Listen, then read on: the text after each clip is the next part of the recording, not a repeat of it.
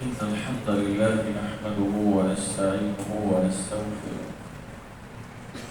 ونعوذ بالله من شرور أنفسنا وسيئات أعمالنا من يهده الله فلا مضل له ومن يضلله فلا هادي له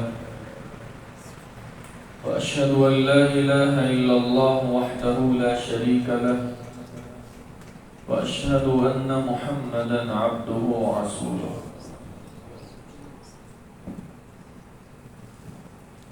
يا أيها الذين آمنوا اتقوا الله حق تقاته ولا تموتن إلا وأنتم مسلمون يا أيها الناس اتقوا ربكم الذي خلقكم من نفس واحدة وخلق منها زوجها وبث منهما رجالا كثيرا ونساء واتقوا الله الذي تساءلون به والأرحام إن الله كان عليكم رقيبا يا أيها الذين آمنوا اتقوا الله وقولوا قولا سديدا يصلح لكم أعمالكم ويغفر لكم ذنوبكم ومن يطع الله ورسوله فقد فاز فوزا عظيما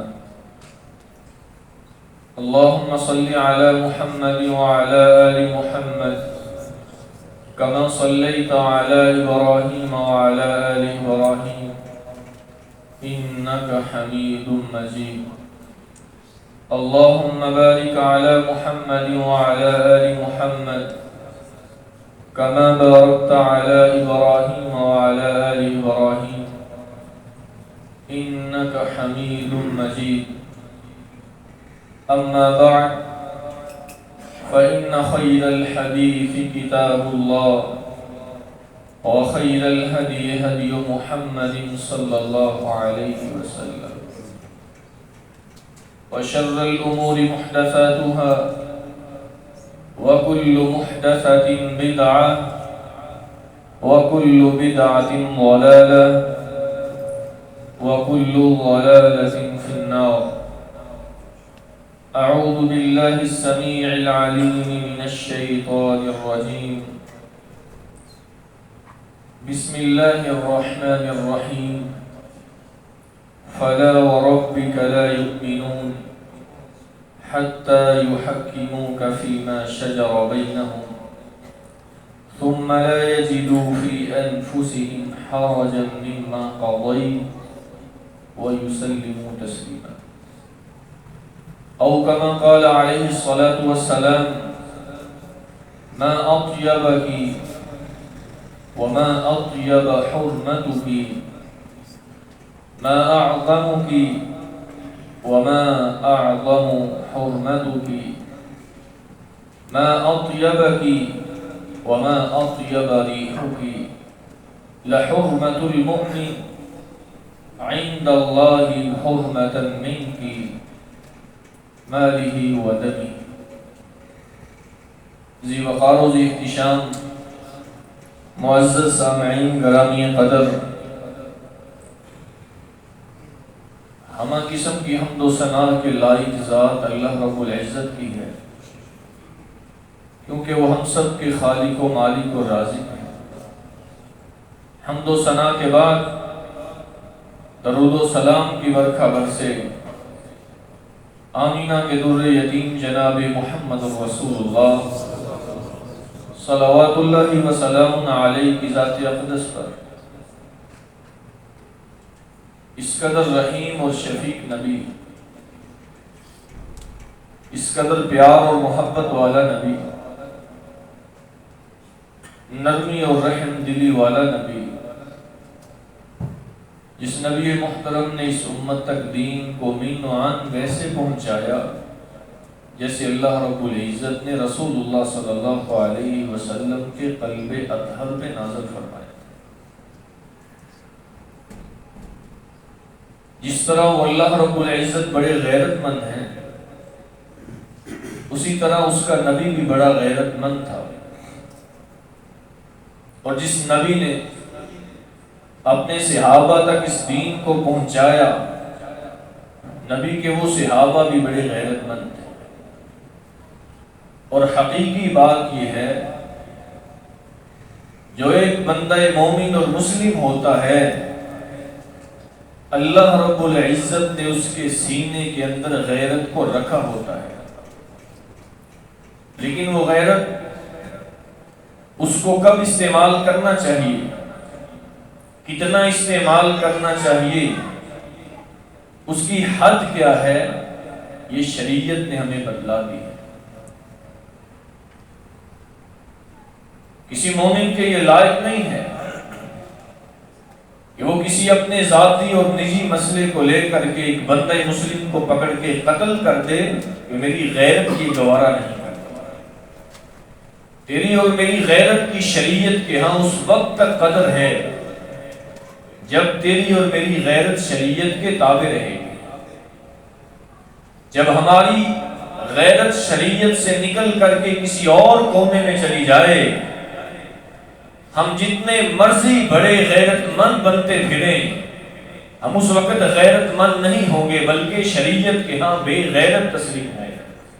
اس کی وجہ، جب شریعت نے قرآن مجید کی صورت کے اندر رسول اللہ صلی اللہ علیہ وسلم نے اپنے فرامین کی صورت کے اندر مجھے اور آپ کو ایک دستور دیا ہے، زندگی کا ایک منشور دیا ہے، اپنی زندگی کو گزارنے کے لیے تمام لائحہ عمل دیے ہیں، تو ہماری وہ غیرت کون سی ہے کہ جو شریعت سے بھی آگے بڑھ کے کسی کی جان لینے پہ مجبور ہو جائے؟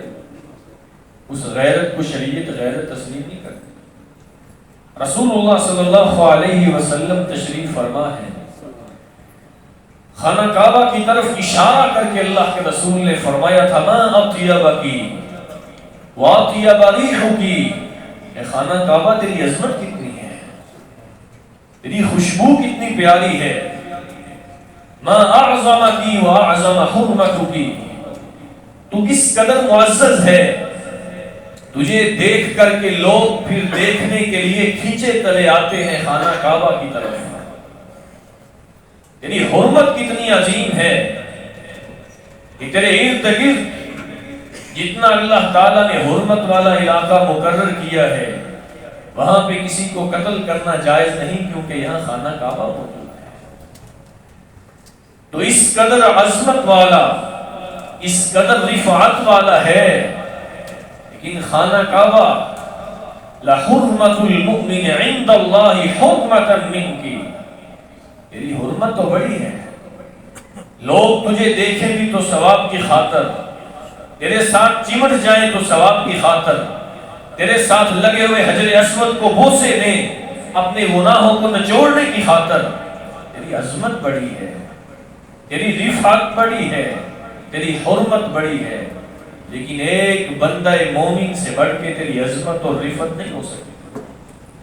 مالہ و دمی، اور اسی لیے رسول اللہ صلی اللہ علیہ وسلم نے حجۃ الوداع کے موقع پہ کہا تھا، لوگو ان دماءکم واموالکم واعراضکم حرام علیکم کحرمت یومکم ھذا وفی شہرکم ھذا وفی بلدکم ھذا، کہ لوگو تمہارے خون، تمہارے مال، تمہاری عزت اور آبرو اس طرح حرام ہے کسی دوسرے کے اوپر، جس طرح اس مہینے کی حرمت ہے، اس جگہ کی حرمت ہے، خانہ کعبہ کی حرمت ہے۔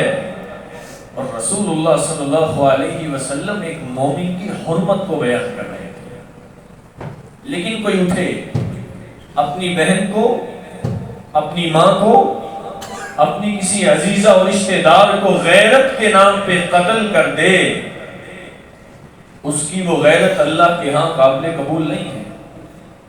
اس جرم کا بدلہ اس کو قیامت کے دن دینا پڑے گا۔ 2024 میں 1 جنوری سے لے کر کے نومبر تک 392 کیس ایسے ریکارڈ ہوئے، ایسے کیس رپورٹ کیے گئے کہ جن کے اندر خاندانی لوگوں نے اٹھ کے غیرت کے نام پہ 392 لوگوں کو موت کے گھاٹ اتار دیا۔ کون سا مسلمان ہے کہ اس کے اندر غیرت نہ ہو؟ غیرت اچھی چیز ہے، غیرت عمدہ وصف ہے، یہ ہر مسلمان کے اندر ہونا چاہیے۔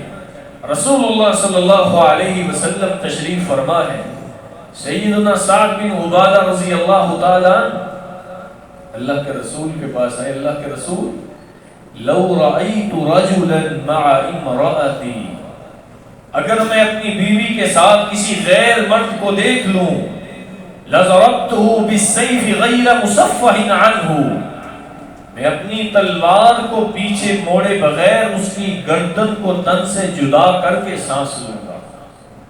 اللہ کے رسول خاموش، اچانک گویا ہوئے، اتعجبون من غیرت سعد، سعد کی غیرت پہ تم تعجب کر رہے ہوگے کہ اتنا غیرت مند نبی کا صحابی ہے، اگر اپنی بیوی کے ساتھ کسی غیر مرد کو دیکھتا ہے تو اس کا نظریہ یہ ہے کہ اس کی گردن کو تن سے جدا کر دیا جائے۔ لیکن میرے صحابہ بات یاد رکھنا، انا اغیر من، میں سعد سے زیادہ غیرت مند ہوں، واللہ اغیر منی، میرا رب مجھ سے زیادہ غیرت مند ہے، من اجل ذالک حرم الفواحش ما ظہر منها وما بطن، اس غیرت کی وجہ سے اللہ رب العزت نے اعلانیہ اور سری اور چھپے ہوئے انداز کے اندر فحاشی کرنے کو حرام قرار دیا ہے۔ لیکن ساتھ کی اس بات کو لیا نہیں جائے گا، اس کی غیرت کو سلام ہے، لیکن اس کی غیرت اللہ اور اس کے رسول سے آگے نہیں بڑھ سکتی۔ اللہ کا یہ فرمان ہے، والذین یرمون المحصنات ثم لم یأتوا بأربعة شہداء فاجلدوہم 80 جلدہ، جو کسی پاک دامن عورت کے اوپر تہمت لگائے بدکاری اور فحاشی کی، شریعت یہ کہتی ہے اسے گواہ طلب کی جائے، گواہ نہیں دے سکتا، فاجلدوہم 80 جلدہ، اس کی سزا یہ ہے کہ ایسے تہمت لگانے والے آدمی کو 80 کوڑے لگائے جائیں۔ سیدنا سعد رضی اللہ تعالیٰ کہنے لگے، اللہ کے رسول لو رأیت رجلا مع امرأتی، میں اپنی بیوی کے ساتھ کسی غیر مرد کو پاؤں، أَأُمْهِلْهُ حَتَّى آتِيَ بِأَرْبَعَةِ شُهَدَاء، میں اس کو ادھر چھوڑ کر کے اپنی بیوی کے ساتھ میں 4 گواہ تلاش کرنے چلا جاؤں؟ میری غیرت یہ گوارا نہیں کرتی۔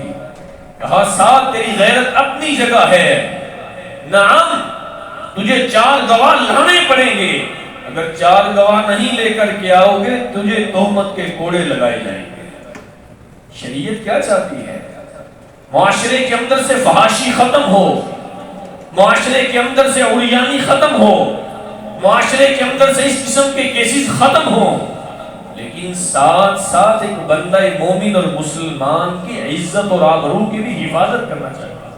کوئی اٹھے اپنی بیوی پہ ایسے تہمت لگا دے، گواہ پاس موجود نہ ہو اس کو پکڑ کے قتل کر دے، اپنی بہن کے اوپر الزام لگا کے تہمت لگا کے اس کو قتل کر دے، کہ میری غیرت یہ گوارا نہیں کرتی۔ میرے بھائی یہ غیرت نہیں ہے، مجھے اور آپ کو اپنی غیرت کو شریعت کے تابع کرنا پڑے گا۔ رسول اللہ صلی اللہ علیہ وسلم کے پیارے صحابی سیدنا عمر رضی اللہ تعالیٰ دور خلافت ہے، ایک کیس آیا، ایک عورت کے اوپر الزام لگا کہ اس نے فلاں کے ساتھ بدکاری کی ہے۔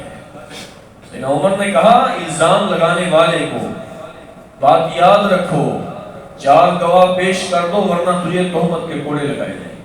نکلا، 4 گواہوں کو ڈھونڈ ڈھانڈ کے لے کر کے آیا، سیدنا عمر کی عدالت میں پہنچا۔ سیدنا عمر نے ایک گواہ کو پوچھا، کیا تو نے اپنی آنکھوں سے اس کو زنا کرتے دیکھا تھا؟ کہنے لگا نہیں، میں نے تو سنا ہی ہے۔ حضرت عمر رضی اللہ تعالی نے پکڑ کر کے 80 کوڑے لگائے۔ یہ دین ہے، یہ اسلام ہے، جو اللہ اس کے رسول نے کہا ہے وہ دین ہے، جو کیا ہے وہ دین ہے، جو ہم تک پہنچایا ہے وہ دین ہے۔ میری اور آپ کی غیرت جب تک شریعت کے تابع ہے تو وہ دین ہے، اگر تابع نہیں ہے تو اس کو دین نہیں کہا جا سکتا۔ رسول اللہ صلی اللہ علیہ وآلہ وسلم نے اسی لیے فرمایا تھا کہ اللہ رب العزت کا قرآن کہتا ہے یا ایھا الذین آمنوا اطیعوا اللہ واطیعوا الرسول واولی الامر منکم۔ یہ غیرت مند لوگ ذرا دھیان سے سنیں، جو غیرت کے نام پہ اپنی عزت و آبرو کی حفاظت کرنے کے لیے سمجھتے ہیں کہ اس کو قتل کر دیا جائے تو میری عزت کی حفاظت ہے، نہیں۔ شریعت کہتی ہے اطاعت کرنی ہے تو اللہ کی، اطاعت کرنی ہے تو رسول اللہ کی، اطاعت کرنی ہے تو وقت کے حکمرانوں کی۔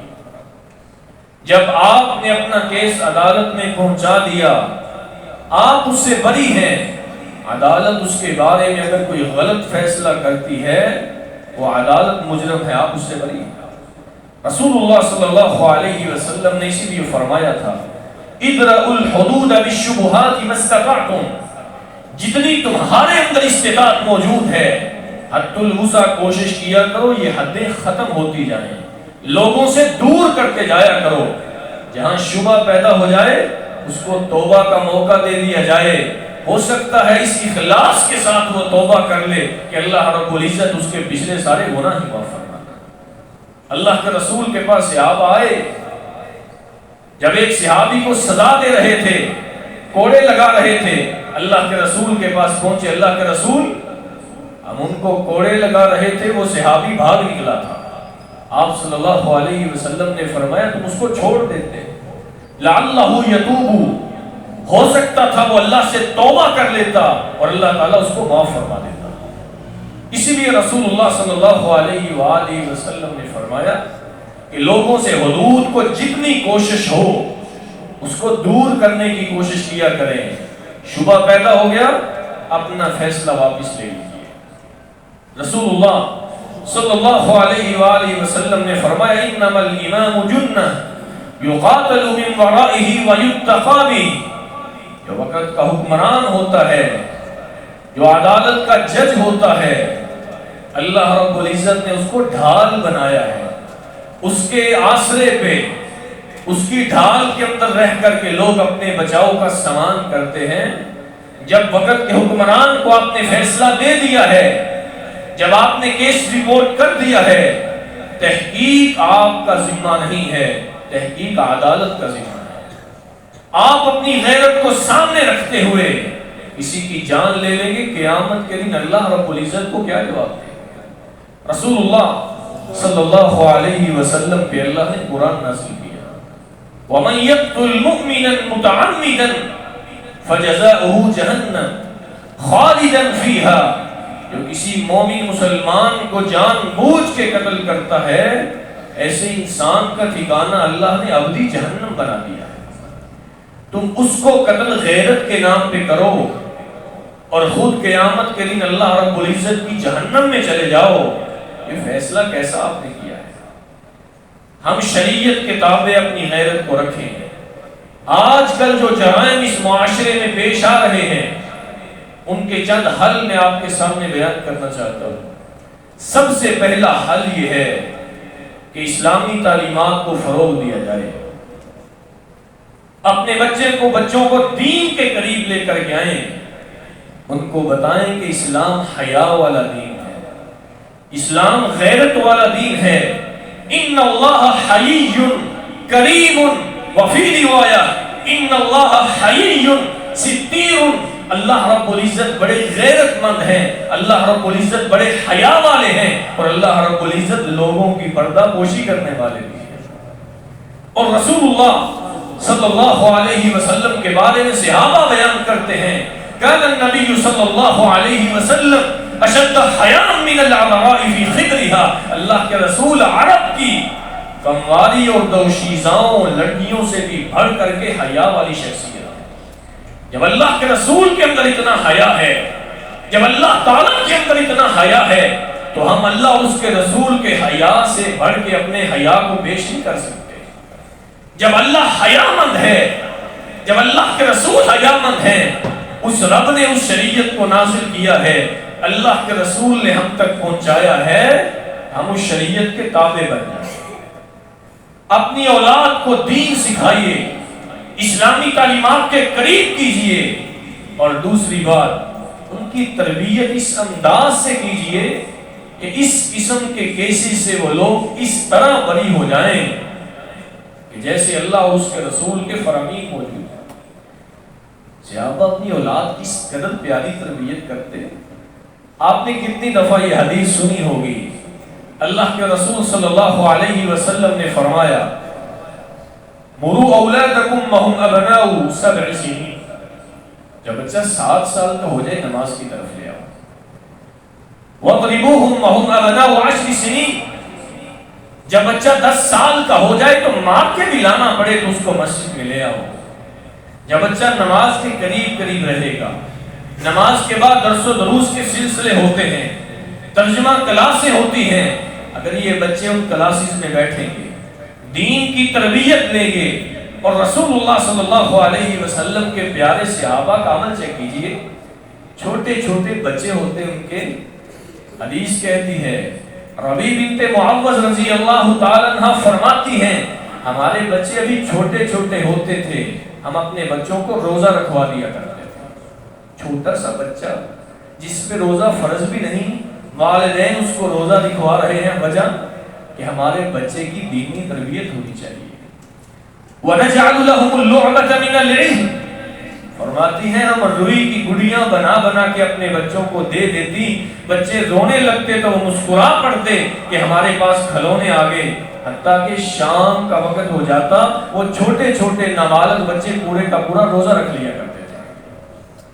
رسول اللہ صلی اللہ علیہ وسلم حجۃ الوداع کے موقع پہ تشریف فرما ہے، آپ لوگوں کو خطبہ دے رہے ہیں، ایک عورت نے اندر سے چھوٹے سے بچے کو اٹھایا اور اوپر کر کے کہا اللہ کے رسول الہذا حج، مجھے بتائیے میرے اس چھوٹے سے بچے کے اوپر اللہ نے حج فرض کر دیا ہے؟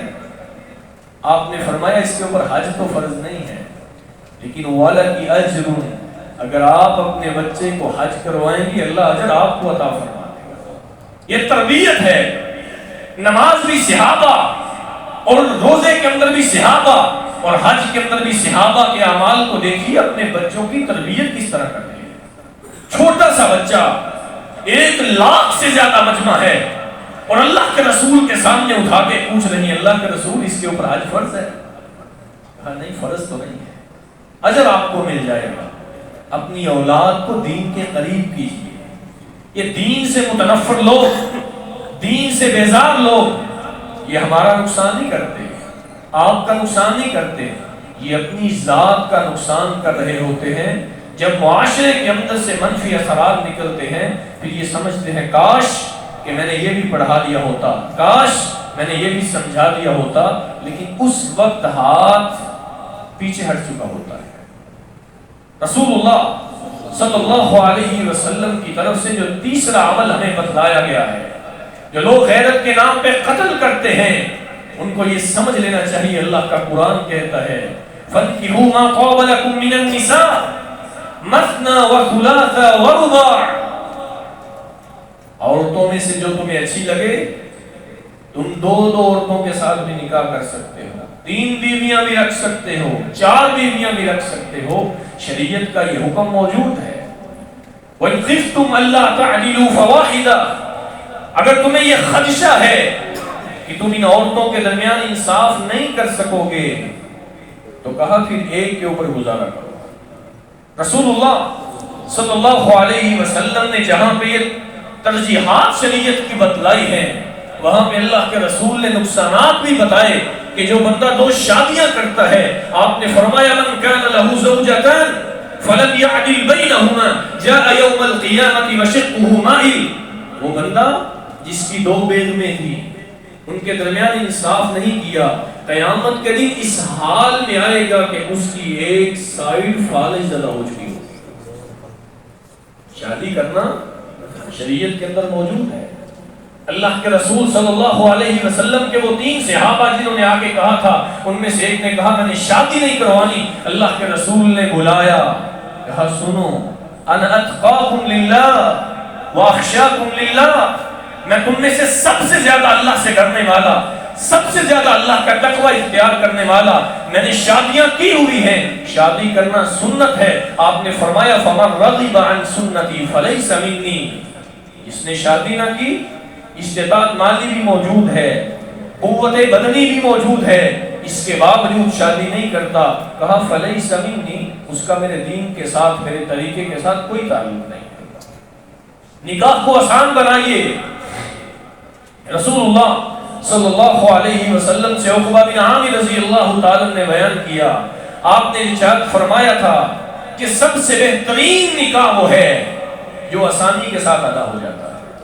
ہماری شرطیں ختم نہیں ہوتی، ہمارے مسائل ختم نہیں ہوتے، نکاح کرتے وقت حق مہر کے اوپر اتنے بڑے رولے کھڑے ہو جاتے ہیں کہ لوگ حیران رہتے ہیں کہ یہ شادی ہو رہی ہے کہ یہاں پہ کوئی رولا تھا، یہاں پہ کوئی جھگڑا تھا۔ رسول اللہ صلی اللہ علیہ وسلم نے شادیاں کی ہیں، آپ نے اپنی بیویوں کو حق مہر دیے ہیں، لیکن آج کل شادی کے موقع پہ حق مہر پہ بات آئی تو کہتے ہیں شریعت کے مطابق جو حق مہر بنتا ہے وہ لکھ دو۔ گھر سے نکلا ڈھول ڈمکے کے ساتھ کون سی شریعت نے لکھا ہے؟ ناچ گانے کے ساتھ شادی ہال تک پہنچا کون سی شریعت نے لکھا ہے؟ وہاں پہ ڈانس کروائے کون سی شریعت نے لکھا ہے؟ بے پردگی کا ماحول وہاں پہ لوگوں کو دکھایا کون سی شریعت نے لکھا ہے؟ بتاؤ نا، ہم نکاح کرتے وقت تم کہتے ہو حق مہر جو شریعت میں موجود ہے وہ لکھ دیجیے۔ شریعت کے اندر حق مہر کی کمی اور زیادتی کا کوئی تصور نہیں ہے۔ جتنی آپ کے اندر استطاعت موجود ہے، آپ چاہے کروڑوں روپیہ حق مہر کے اندر لکھ دیں، شریعت اس کی اجازت دیتی ہے۔ آپ کے پاس 1 روپیہ موجود ہے، اس کو حق مہر کے اندر دے دیں، شریعت اس کی بھی اجازت دیتی ہے۔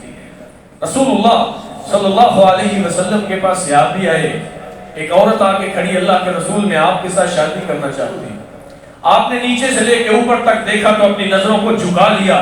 صحابی نے کہا اللہ کے رسول اگر آپ کو اس کے ساتھ شادی کرنے کی حاجت نہیں ہے تو میرا گھر بسا دیجئے، میری شادی کروا دیجئے۔ اللہ کے رسول صلی اللہ علیہ وسلم پوچھتے ہیں آپ کے پاس حق مہر دینے کے لیے کیا ہے؟ اللہ کے رسول کچھ بھی نہیں۔ آپ نے فرمایا التمس ولو خاتما من حدید، جاؤ اپنے گھر کی تلاشی لے کے آؤ، شاید کسی کونے کھدرے کے اندر پڑی کوئی انگوٹھی لوہے کی مل جائے، وہ اس کو دے کر کے اس کے ساتھ نکاح کر لے۔ صحابی گئے، اپنے کونے کھدروں کی تلاشی لی، کچھ بھی نہ ملا۔ اللہ کے رسول میرے گھر میں کچھ بھی نہیں ہے، صرف تن کے اوپر لباس جو ہے یہی موجود ہے۔ صحابہ کرام جنت کے شہزادے، دنیا جن کو دیکھ کر کے جیتی تھی، لیکن صحابہ کرام رضوان اللہ علیہ مجمعین کی فقر و فاقے کی حالت یہ ہے، اللہ کے رسول کچھ بھی نہیں۔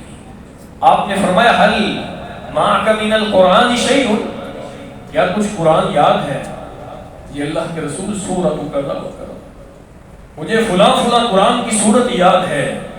آپ نے فرمایا اس کو وہی یاد کروا دینا، انکحتکھا من سورۃ کذا وکذا، فلاں فلاں سورت کے بدلے میں محمد نے تیرا نکاح اس کے ساتھ پڑھا دیا صلی اللہ علیہ وسلم۔ یہ وہ صحابہ تھے جن کو دنیا داری کی فکر نہیں تھی، جن کا ہر وقت دین مقدم ہوتا تھا۔ مفتی عبدالستار حماد صاحب حافظہ اللہ کہاں پہ یاد آئے، شادی ہونے لگی مولانا یوسف راجوالوی رحمہ اللہ کی بیٹی کے ساتھ، پاس موجود ہیں۔ استاد نے پوچھا بیٹا میری بیٹی کو حق مہر دینے کے لیے کیا ہے؟ استاد جی میرے پاس اتنا سونا موجود ہے، وہ میں بطور حق مہر آپ کی بیٹی کو دے دوں گا۔ کہا بیٹا میں آپ کا استاد ہوں، میری بیٹی کو حق مہر دینے کے لیے تیرے پاس صرف اتنا کچھ مزید کر لیجئے۔ کہا استاد جی میرے پاس اس کی استطاعت نہیں ہے۔ کہا بیٹا کوئی مسئلہ نہیں ہے، ہمیں تیرے اس حق مہر کی ضرورت نہیں ہے، میں نے اپنی بیٹی کو 18 پارے حفظ کروائے ہیں، یا کہا 12 پارے حفظ کروائے ہیں، 18 آپ کروا دینا۔ انہوں نے کہا میں اپنی بیٹی کا حق مہر یہی مقرر کرنا چاہتا ہوں۔ 18 پارے حق مہر کے اندر لکھ دیے گئے۔ اللہ تعالیٰ نے اس نکاح میں اتنی برکت دی، 10 بچے ہوئے اور 10 بچوں نے اپنی ماں سے قرآن مجید مکمل حفظ کر لیا۔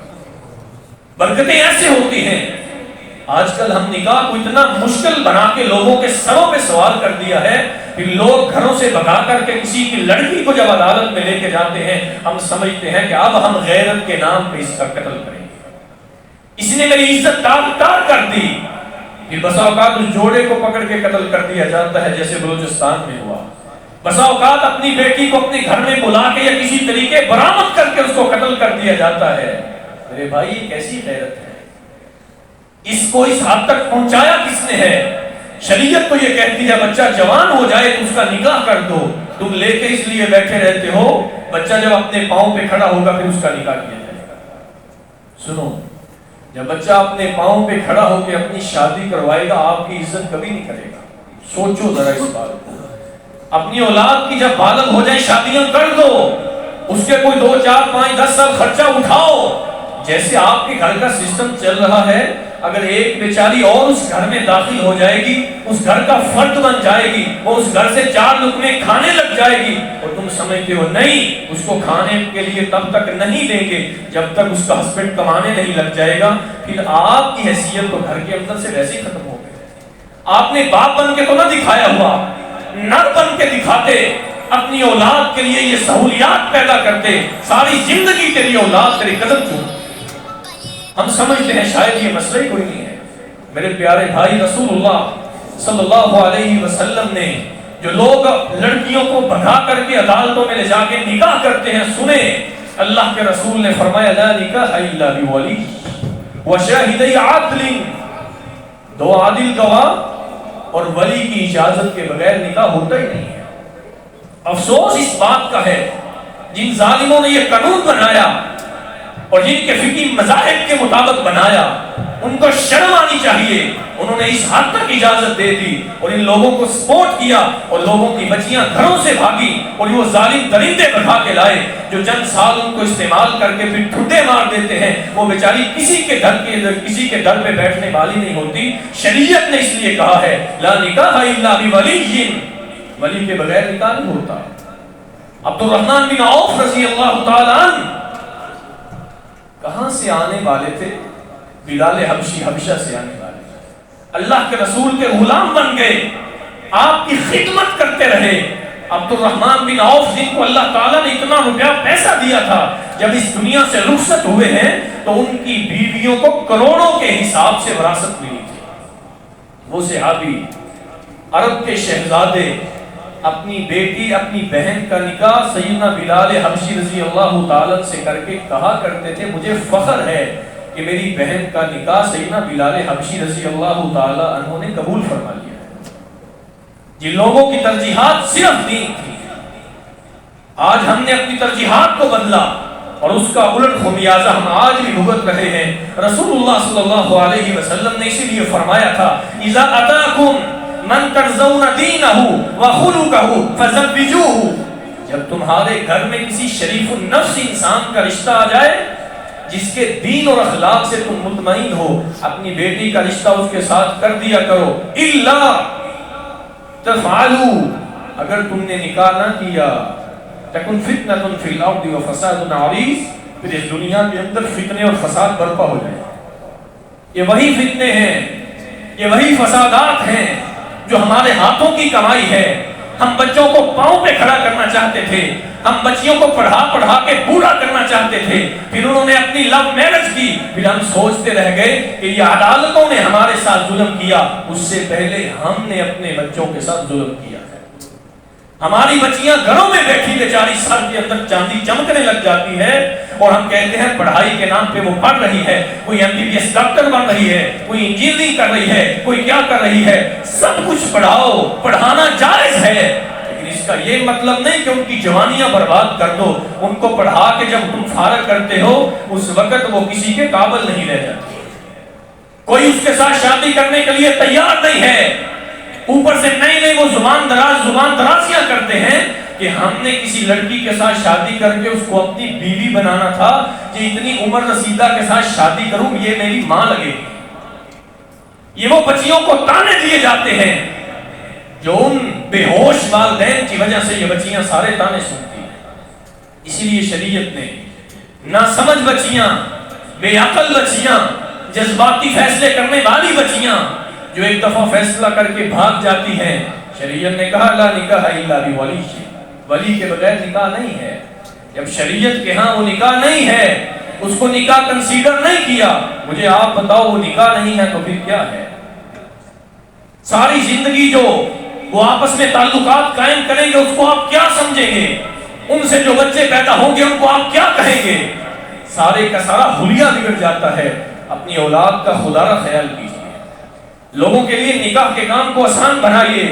رسول اللہ صلی اللہ علیہ وسلم نے اسی لیے فرمایا تھا ایما امرأۃ نکحت بغیر اذن ولیہا فنکاحها باطل فنکاحها باطل فنکاحها باطل، جو عورت اپنے ولی کی اجازت کے بغیر بھاگ کر کے کسی کے ساتھ نکاح کرے گی، اللہ کے رسول نے 3 دفعہ فرمایا اس کا نکاح باطل ہے، اس کا نکاح باطل ہے، اس کا نکاح باطل ہے۔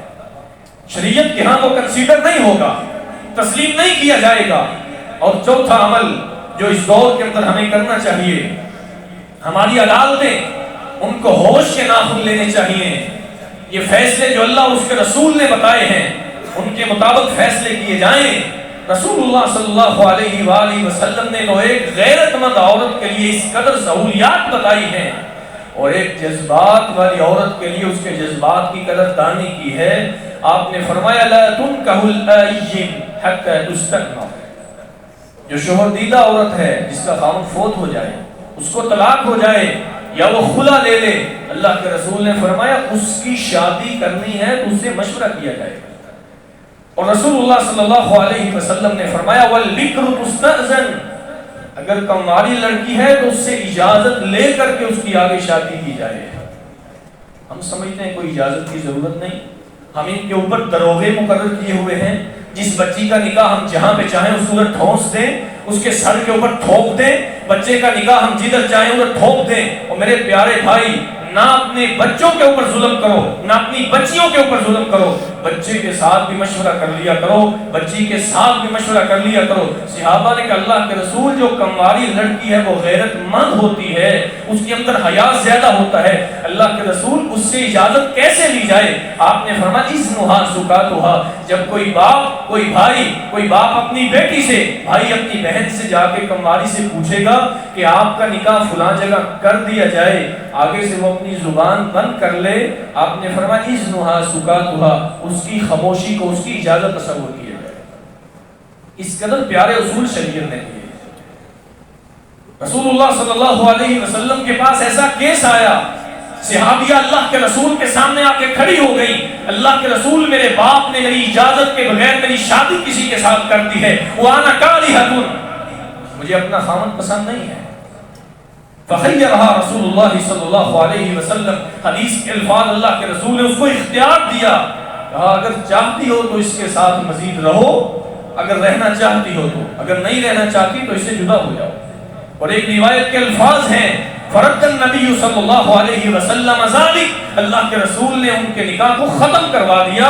بچی کی ادھر تک اللہ کے رسول نے شریعت کے اندر یہ بات رکھی ہے، اگر وہ راضی نہیں ہے تو نکاح کے بعد اس کے نکاح کو ختم کیا جا سکتا ہے۔ اگر یہ ساری باتیں ہماری ماں بہنوں اور بیٹیوں کو پتہ ہوں، کبھی یہ نہیں ہو سکتا کہ بچیاں گھر سے نکل کے جائیں، کبھی نہیں ہو سکتا کہ معاشرے کے اندر غیرت کے نام پہ قتل ہوں۔ کیوں؟ جب لوگ شریعت پہ عمل کرنے والے ہو جاتے ہیں تو اللہ رب العزت ان کے اندر آسانیاں پیدا فرما دیتا ہے۔ عدالت، ہمارے ججز اور وکلاء حضرات جو جا کے غلط فیصلے کرتے ہیں، اللہ کے رسول صلی اللہ علیہ وسلم نے فرمایا تھا ان المقسطین علی منابر من نور عن یمین الرحمن، جو انصاف کرنے والے ججز حضرات ہیں، قیامت کا جب دن ہوگا اللہ کی دائیں جانب نور کے ممبروں کے اوپر تشریف فرما ہوگی، ساری کائنات فخر کر رہی ہوگی۔ اور اللہ کے رسول نے فرمایا سبعۃ یظلھم اللہ فی ظلہ یوم لا ظل الا ظلہ، قیامت کے دن جن 7 خوش نصیبوں کو اللہ نے اپنے عرش کا سایہ دینا ہے ان میں سے پہلا وہی ہے الامام العادل، انصاف کرنے والا حکمران، انصاف کرنے والا جج۔ وہ جب یہ فیصلے کرتے ہیں ان کی غیرت کہاں پہ گئی ہوتی ہے؟ وہ سوچیں یہی مسئلہ ان کی اپنی بیٹیوں کے ساتھ ہو جاتا تو وہ کیا کرتے؟ ان افسوس کا مقام یہ ہے یہ سب لوگ ساری شریعت کو بھول جاتے ہیں۔ آج کل جج حضرات سارے لبرل ہو گئے، ہم کیا سمجھیں لوگوں کو عدالتوں کے اندر لوگوں کو انصاف نہیں مل رہا، بیچارہ غریب 1000 روپیہ کی خاطر 10 سال کی جیل کاٹ کے آ جاتا ہے اور کروڑوں روپیہ کا کرپٹ انسان دندناتا پھرتا ہے، اور یہ ہماری عدالتوں کا انصاف ہے؟ بتائیں مجھے انصاف کہاں سے ملے گا؟ اللہ کے رسول صلی اللہ علیہ وسلم کا دور ہے، ایک عورت نے چوری کر لی بنو مخزوم قبیلے کی، مشورہ یہی تھا صحابہ کا کہ اللہ کے رسول کو پتا چلا تو اس کا ہاتھ کاٹا جائے گا، اب اللہ کے رسول کے ساتھ بات کی جائے، اس کی حد کو ختم کر دیا جائے۔ سیدنا اسامہ بن زید کو صحابہ نے کہا آپ اللہ کے رسول کے محبوب ہیں، جائیے اللہ کے رسول سے سفارش کیجئے اس معاملے کے اندر کچھ نرمی ہو جائے، دیت لے لی جائے، جو چوری ہے وہ سارا اس کا مال واپس لوٹا دیا جائے گا۔ اونچے قبیلے کی عورت ہے، اپنا ٹنڈ لے کے بازار میں چلے گی، معاشرے میں نکلے گی، لوگ اس کو چورنی تسلیم کریں گے۔ اللہ کے رسول کسی شریف گھرانے کی، معزز گھرانے کی عورت ہے، معاف کر دیجیے۔ اللہ کے رسول کے سامنے سیدنا اسامہ نے یہ سفارش کی، آپ صلی اللہ علیہ وسلم نے کس قدر پیاری بات بیان فرمائی۔ اللہ کے رسول نے فرمایا ان بنی اسرائیل کے جو لوگ تھے یہ کام ان کا تھا، لو سرق فیہم الشریف، اگر ان میں معزز لوگ چوری کر کے اس کو چھوڑ دیتے تھے، اگر بیچارہ کوئی غریب اور کمزور چوری کرتا اقام علیہ الحد، اس کے اوپر حد قائم کر کے اس کے ہاتھ کو کاٹ دیا جاتا تھا۔ سنو لو ان فاطمہ بنت محمد سرقت لقطعت یدها، اگر آج محمد کا نور نظر، اگر آج فاطمہ سیدہ خدیجہ رضی اللہ تعالی عنہ کی بیٹی، حسنین کریمین کی والدہ محترمہ، سیدنا علی کی زوجہ محترمہ، اگر آج وہ بھی چوری کرتی میں محمد اس کا بھی ہاتھ کاٹ دیتا۔ انصاف یہ ہے، عدل یہ ہے۔ جب عدل کا بول بالا ہوتا تھا لوگوں کو کسی قسم کا کوئی خطرہ نہیں ہوا کرتا تھا۔ لوگ عدالتوں سے مایوس ہوئے، ماں برائے عدالت قتل ہونے لگ گئے، لوگ عدالتوں سے مایوس ہوئے، خود حدیں قائم کرنے لگ گئے، لوگ عدالتوں سے مایوس ہوئے، خدا کے لوگوں کو مار پیٹ کرنا شروع کر دی۔ یہی مسئلہ بنا معاشرے کے اندر دنگا اور فساد کا، یہی مسئلہ بنا قتل جو غیرت کے نام پہ ہوتے ہیں ان کا، کہ آج لوگوں کو جب انصاف نہیں ملا لوگ اپنے ہاتھوں کو لے کر کے باہر نکل پڑے۔ اللہ رب العزت سے دعا ہے کہ اللہ رب العزت ہمیں احکام شریعت کے اوپر عمل کرنے کی توفیق عطا فرمائے۔ افسوس کا مقام یہ ہے واللہ العظیم، ہماری پاکستان کے اندر یہ ایک اسلامی ملک جس کو کہا جاتا ہے، اس کے اندر کوئی ایسی مشہوری نہیں، کوئی ایسی دکان نہیں جس کے اوپر بڑا سارا بورڈ لگا ہو، اس کے اوپر کسی لڑکی کی تصویر نہ ہو، کوئی ایسی بس نہیں ہوتی جس کے اندر لوگ گانا لگا کے نہ چل رہے ہوں۔